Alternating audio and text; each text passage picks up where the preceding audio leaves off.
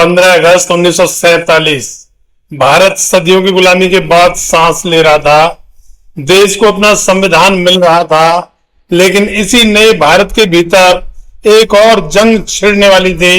एक ऐसी जंग जो किसी सरहद पार नहीं, बल्कि देश के घरों के भीतर महिलाओं के अधिकारों और सदियों पुराने रीति रिवाजों के बीच थी। इस जंग का नाम था हिंदू कोड बिल। एक तरफ थे आधुनिक भारत के निर्माता डॉक्टर भीमराव अंबेडकर, जो महिलाओं को बराबरी का हक देना चाहते थे, और दूसरी तरफ खड़ा था रूढ़िवादी भारत, जिसे लगता था कि यह बिल हिंदू धर्म को नष्ट कर देगा। क्या आप जानते हैं कि इसी एक बिल के कारण बाबा साहेब डॉक्टर अंबेडकर ने देश के पहले कानून मंत्री के पद से इस्तीफा दे दिया था? आखिर इस बिल में ऐसा क्या था? क्यों पंडित नेहरू चाहकर भी इसे पास नहीं करवा पाए? आइए जानते हैं आज की इस स्पेशल डॉक्यूमेंट्री में। दोस्तों, सबसे पहले आसान भाषा में समझते हैं कि यह हिंदू कोड बिल था क्या। आजादी से पहले हिंदुओं के सामाजिक नियम जैसे शादी, तलाक, संपत्ति का अधिकार और गोद लेना अलग अलग क्षेत्रों में अलग अलग शास्त्रों जैसे मनुस्मृति, मिताक्षरा, दाई भाग के हिसाब से चलते थे। इनमें महिलाओं की स्थिति बहुत दयनीय थी। बाबा साहेब डॉक्टर अंबेडकर ने इन सभी बिखरे हुए कानूनों को मिलाकर एक संहिताबद्ध कोडिफाइड कानून बनाया, जिसे हिंदू कोड बिल कहा गया। इसके मुख्य रूप से 4 बड़े स्तंभ थे।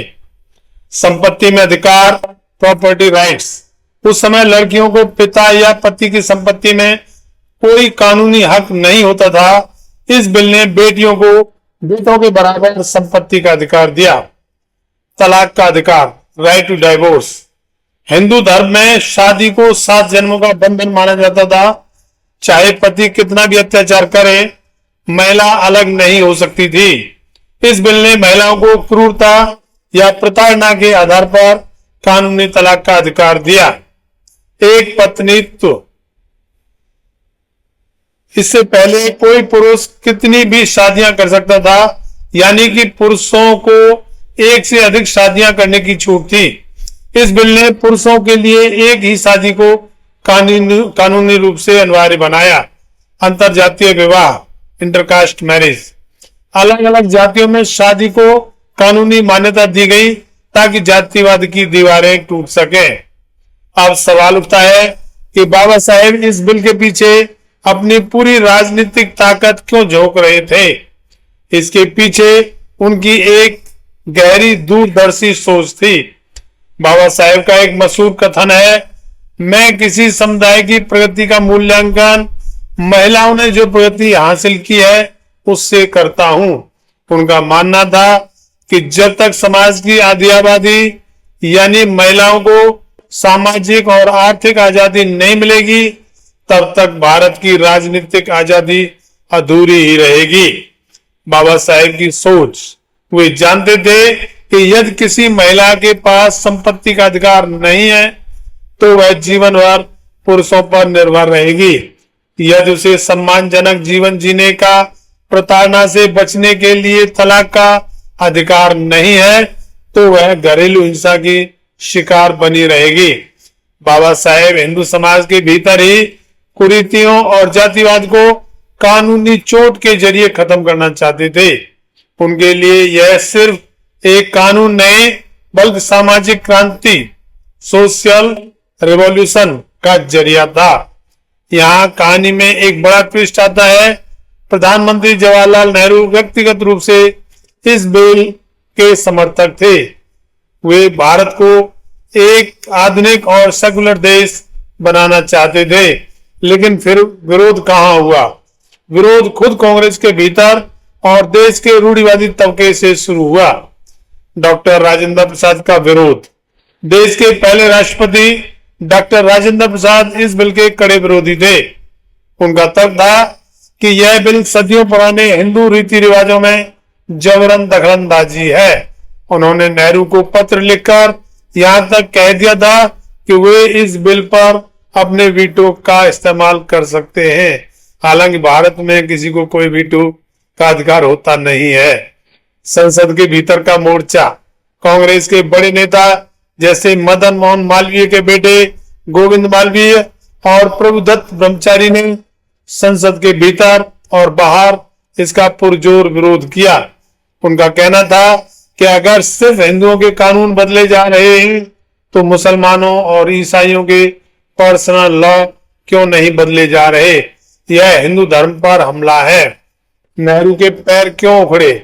नेहरू चाहते तो थे कि बिल पास हो, लेकिन 1951-52 में देश के पहले आम चुनाव होने वाले थे।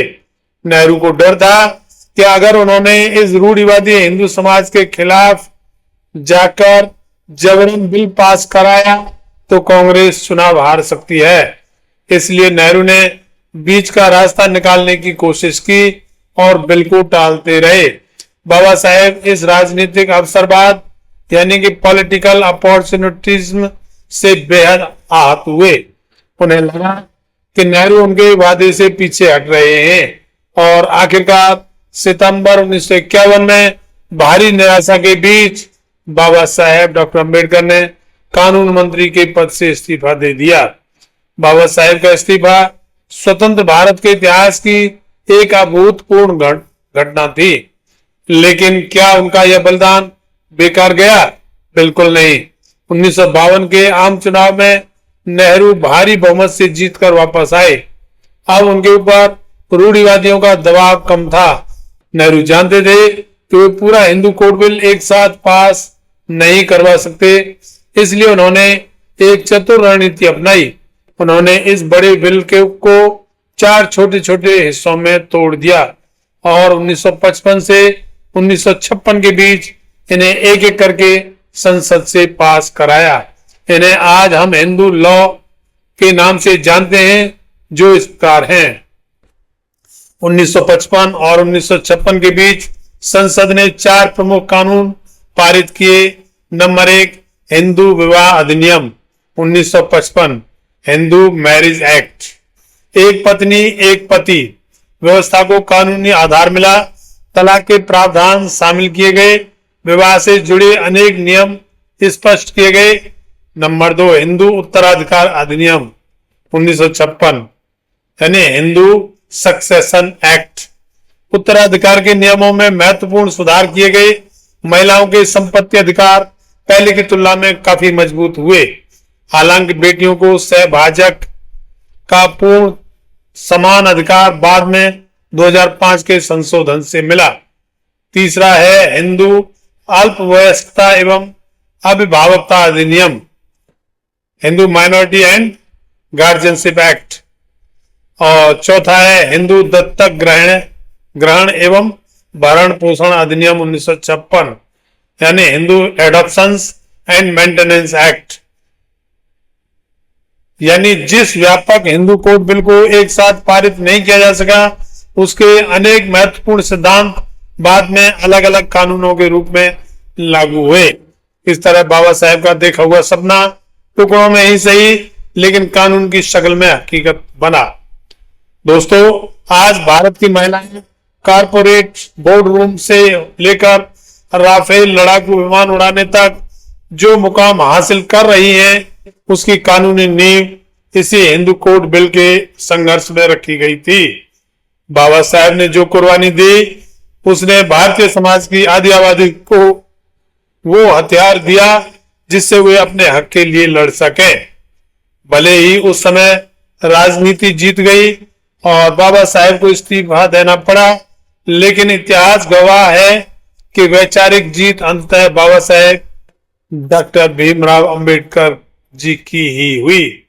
आपको क्या लगता है, क्या आज के समय में भारत को सभी नागरिकों के लिए एक समान नागरिक संहिता यूनिफॉर्म सिविल कोड की जरूरत है, जैसा कि उस समय भी कुछ नेताओं ने तर्क दिया था? अपनी राय कमेंट सेक्शन में जरूर बताएं। अगर यह ऐतिहासिक विश्लेषण और कहानी आपको पसंद आई हो तो वीडियो को लाइक करें, चैनल को सब्सक्राइब करें और अपने दोस्तों के साथ शेयर करना ना भूलें, क्योंकि बाबा साहेब डॉक्टर अंबेडकर ने कहा था कि जो समाज अपना इतिहास नहीं जानता है वो कभी इतिहास नहीं बना सकता। इसलिए इतिहास की जानकारी सबके लिए जरूरी है। फिर मिलते हैं अगली वीडियो में, तब तक धन्यवाद। जय भीम, जय भारत, जय संविधान।